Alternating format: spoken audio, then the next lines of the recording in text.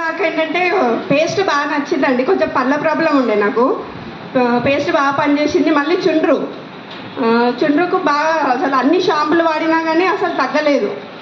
దీంట్లో shampoo oil వాడడం వల్ల తగ్గింది. అది ఫస్ట్. నా పేరు రాణి.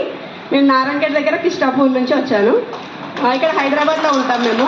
ఫస్ట్ దీని గురించి మా నాన్న మాకు 4 months నుంచి చెప్పిండు. అయినా మేము పట్టించుకోలేదు.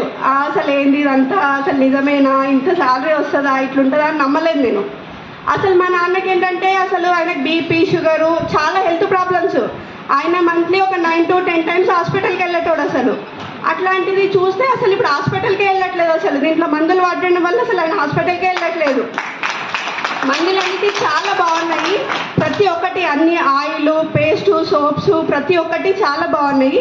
ఇక దానివల్ల ఇప్పుడు మేము మా 4 monthsకి అసలు వినకుండా ఇప్పుడు మేమే జాయిన్ అనమాట. ఎందుకంటే ఎవరు నమ్మట్లేరు ఇప్పుడు మేము చెప్తుంటే కూడా.